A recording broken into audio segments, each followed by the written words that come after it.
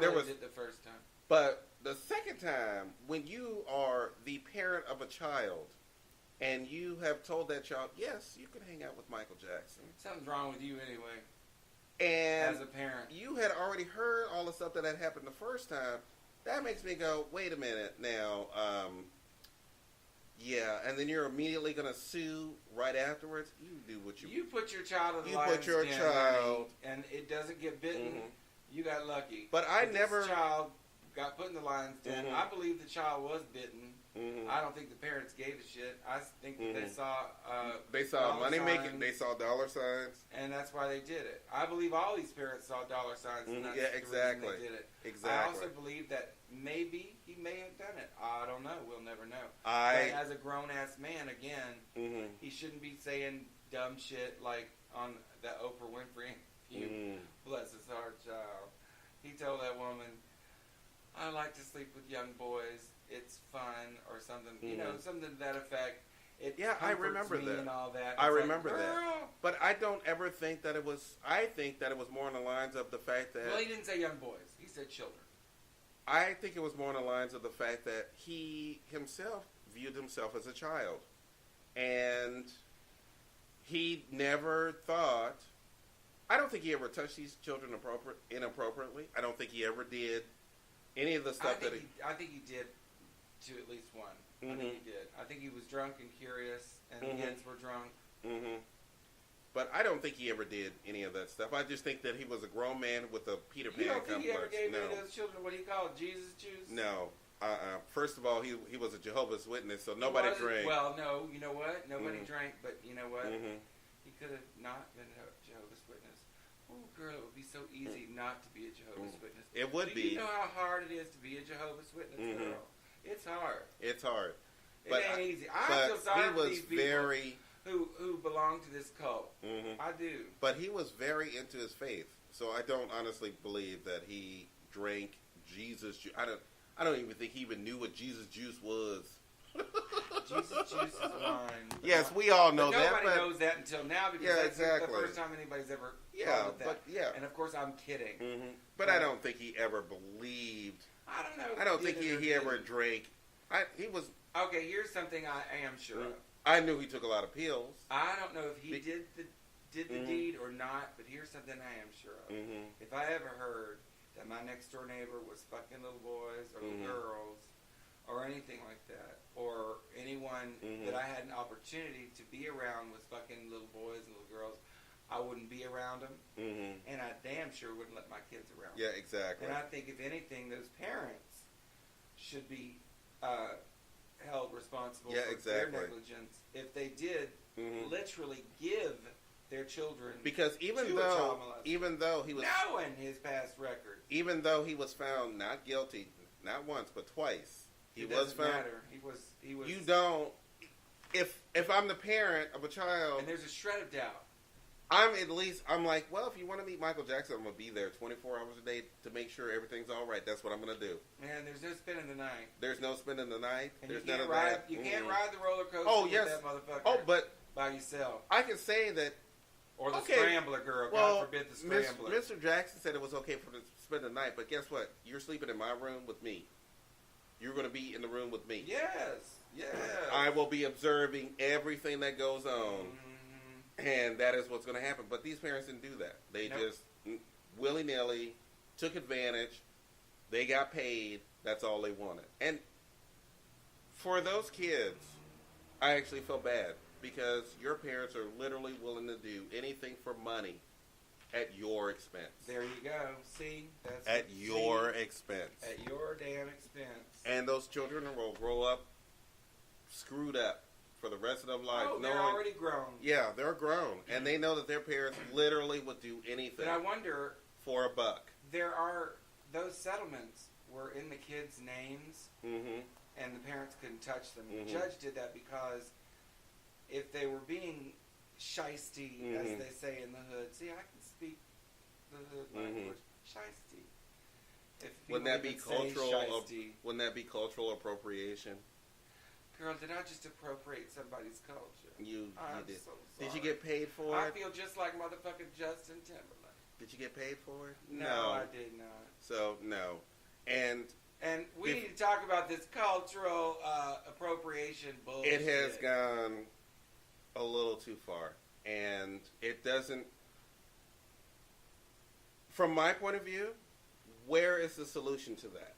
There is no solution. And why do you get to own, as a culture, whomever you may be, black people, why do you get to own how somebody speaks and how they sing? Exactly. And excuse me, last time I checked, nobody sounds black. Nobody sounds white. These are just the way that this is just the way that people speak. That's what I've always heard. That's the proper thing to say. Now, I gotta be appropriating shit from black people. Yeah, exactly. Here's the thing, and the only solution to that is the fact that as long as the Justin Timberlakes and I'm sorry, what was her name again? Oh, which one? Oh, home chick from Disney. You know how bad I am with names. Hannah Montana. Hannah Montana. Miley Cyrus, and the rest of them. As long as I don't understand if that, you have, she has as much soul in her little finger as I've got in my entire body. Yeah, exactly. She doesn't have any soul. As long as there are people of color who are getting paid for all of this, I'm okay with that. At least people are getting paid. But I have soul. I was born with soul. But soul is a gift from God. To jump on people who are almost... And Justin Timberlake has soul. I'm sorry. Yeah, he does. And, all his producers are black. How come you're not mad at them? You're mad at Justin Timberlake, but you're not mad at Justin Timberlake, the nicest kid on the planet? When all his producers, all the people he's surrounded with are black. Hello. So where's the problem with that? And he calls on his influences. Exactly. He tells you who his influences are. He's never said, I came up with this music all alone. Yeah, exactly. So, and that's how he talks, by the way. You know he is from Louisiana. So y'all need to stop with all of that, because that's ridiculous. And once again, just like with the trans community, black folks, there are more important things to worry about. Black people, please.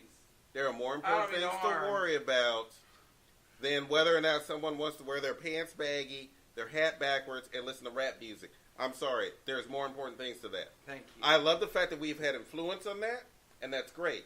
But as long as I everybody... would admit influence on rap. But I hate rap. But anyway. R&B... You don't hear Gladys Knight complaining about Justin Timberlake, but you love R&B, you love soul, you love all that other stuff. I love R&B and I love soul. It's still black music. I love Gladys Knight, and trust Gladys me, Knight would never complain about Justin Timberlake because Gladys Knight knows something because she's old enough to know it. And so am I. Yeah, exactly. I'll be 50 in a couple of days. Yes, exactly. Bitch, soul is soul. You got it or you don't have it. You can't be taught it. It's just in there. And you can't hold it back. And I don't understand why black people have the market cornered on soul. Because you don't. No, we do not. We do not. So you better. Never mind. All I can say is that the only solution to that is just get paid for it. That's it. There you go. Just get paid for it. If it's somebody else's work that's been written and he's not paying them, then say something. Then say something. If it's somebody else's work that he's misrepresenting, saying that he did it, and this is mine and I own this. Yeah, exactly. Then say something. Other than that, leave that boy alone. Yeah, exactly. He is from Louisiana. He has soul. And because you guys put so much emphasis on Justin Timberlake, now Mr. Bruno Mars, who is Puerto Rican, which is basically half black, half Spanish, and the other mix. The Marians, who are beautiful. Yeah, exactly. Ooh, the Marians. And now suddenly you're putting all this hate on a man who has loved. By the way, Spanish music from the Caribbean and all that. You know, there are black people in that, and they came up with the music. And they are black. So saying that he appropriated our culture is ridiculous. It's ridiculous when he's part of that culture anyway. Exactly. And there are black people in the Caribbean. I don't know why black people think they're in a bubble over here. I know that, it's an unfortunate fact that a lot of black people were taken over here a long time ago, and that's why you're here. But damn, you're here. You're Americans, and you're here. You're not in the Caribbean. Maybe some Caribbeans might have something to say. You know what I mean? Yeah, exactly. Maybe they might have something to say, too, about the fact, wait a minute. Don't you think you might have appropriated that from us? Thank you. So don't sit up here and tell us that, no. Don't sit up there and beat up on Mr. Bruno Mars. And for all the black artists who emulate people like Bob Marley and Ziggy Marley and all that, and their influences to your craft, you're not misappropriating their music. No. They were just influences. Now, funny how that works. Don't get me wrong. There is nothing worse than seeing a grungy-looking white man with the dreads. Yes. Dreads are so nasty. And stop wearing dreads. Yes, white people stop doing it. It looks Everybody beautiful. Stop doing it. I'm sorry. Those dreads are different. Yes. We're talking about these white people go hard with the dreads. They go hard. They go real, hard. I'm not washing my hair shit. And this is going to turn into a braid simply because I don't wash my hair. See, we talked about this. This is what happens when white people get into somebody else's culture. They go hard. They go too hard to the point where you're looking at them like, you are white. You need to stop.